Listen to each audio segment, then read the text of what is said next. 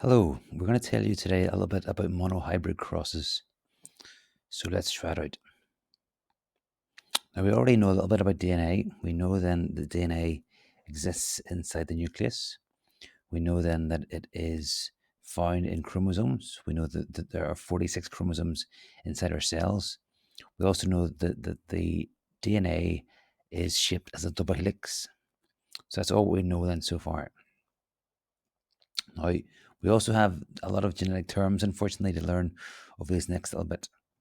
So let's see then what ones we need to know. Now we're going to learn a little bit.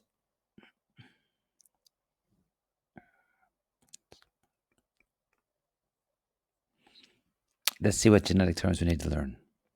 So we need to know a little bit then about genotype, about phenotype, about dominant allele, about recessive. We don't really do anything about codominant alleles at GCSE, nor about locus. Locus simply means the position of a gene on the chromosome. We'll learn about homozygous. We'll learn about heterozygous. We'll learn a little bit about being a carrier. And at the end, we'll learn about test cross. So let's see what we need to learn. Now, one of the very first terms we need to learn about then is we need to learn about alleles. Now, alleles are different versions of a gene.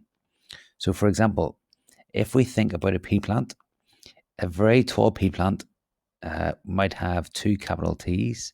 That means that they have inherited from its parents. It has inherited then a capital T for tallness. That's the gene from the parent plants from both the male side and also the female side.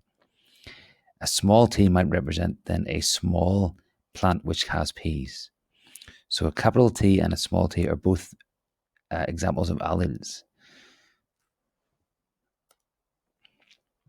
Now, one of the hardest things you'll do this year is you'll do about genetic crosses. This is talking then about how information is passed down from parents to their offspring. We have an example here of a genetic cross using what's called a Punnett square. So if you have a look at the screen here, this, I'm drawing the circle around now, is called a Punnett square. Now you're going to find that in these genetic crosses, we normally use letters to represent the different genes.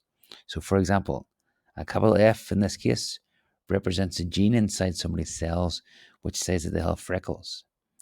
A small f in this case represents the gene inside someone's cells, or the allele we can also call it. The allele inside someone's cells, which means that they have no freckles. So if we cross two parents, this sign represents the man, this sign represents the woman. Their genotype, the genes inside their cells relevant to this, their genotype is a capital F and a small f for the man, and also a capital F and a small f for the woman. Then when sex cells are produced by meiosis, those will split. So what happens is that capital F will go into one and the small f will go into another one. So the actual diploid cells, they will turn into haploid cells. And those haploid cells represent the egg cells and the sperm cells. But we're getting ahead of ourselves. Let's go back and just see what else we need to know. So let's choose this example here. So we're talking about then Gregor Mendel, and what he did was he crossed pea plants which contain peas. What he did then was he crossed then tall pea plants, and he bred them with some small pea plants. Okay, so the plants were either very tall or else they're very short. Now he found if he kept crossing only the tall plants with other tall plants, he worked out that all of the plants then were always tall. If he crossed all of the small plants with each other, so a small plant, and he breed that small plant with another small plant, he would literally get some pollen from the small plant. He'd rub it off then the flower. He put it onto the he put it onto the stigma of another small pea plant, and then he grew it, and then the peas which are produced then would turn into then a small pea plant. So let's have a look here. Now he knew then that each of these pea plants inherited genes from their parents. Now, the ones that were always tall, he reckoned they must have inherited then a capital T, a gene for tallness from its mother, and also a gene for tallness from its father.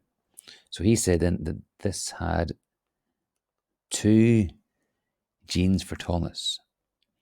The ones which were small, the pea plants which were small, he reckoned that they had then a small t representing a gene for smallness, and another small t representing the gene for smallness. So the capital T represented the gene for tallness. We'll call it simply tallness gene. And the small t represents then the short gene. Now, when he then crossed then these, he saw what happened. Now, we said before that these cells here, the cells which contain two of the genes, that is then called a diploid cell. Now, when that pea plant produces then pollen grains, we know those grains then are haploid cells. It contains half of the normal number of chromosomes. So therefore, what happens is that the pollen grains all contain then the gene for tallness.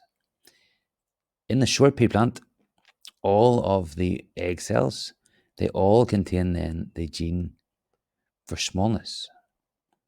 So when the pollen grain is passed on to the other plant, the small plant, and it then fertilizes the actual egg cells, we then get plants which are like this then. Now we're going to draw a square called a Punnett square to represent what happens next then. In a Punnett square, we've got then, on one side, we've got then, in this case, the pollen grains, which have the gene for tallness. And on the other side, we have then the egg cells, which contain the gene for smallness.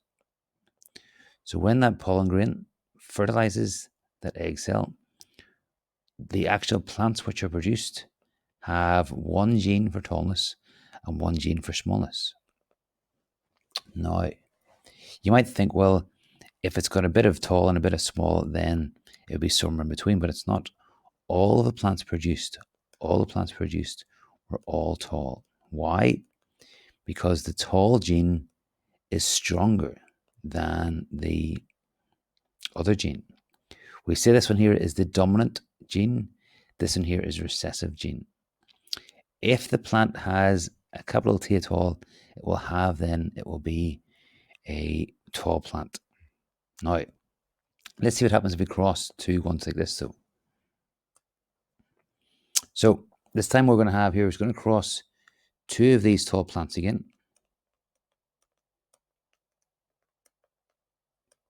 But these tall plants then have one gene for tallness and one gene for shortness.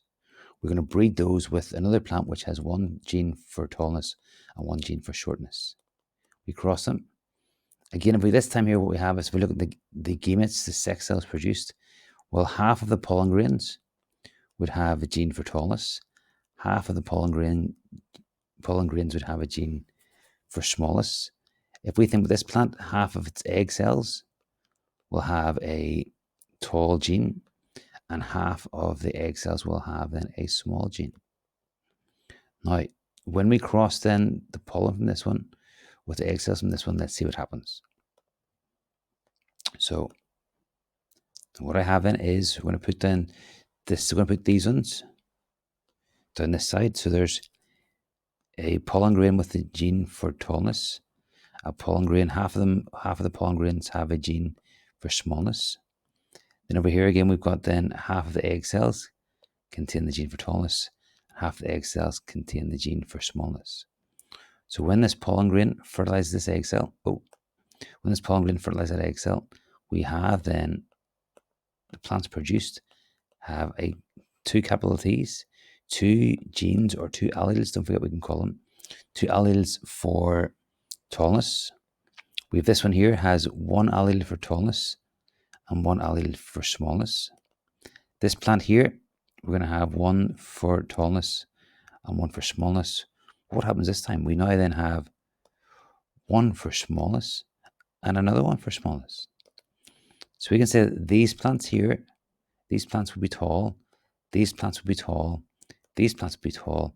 But however, this plant here, these plants in fact then are small. So we end up with 3 times as many, or 75%, would be tall, and 25% would be small. We say that there's a 3-to-1 ratio of tall to small.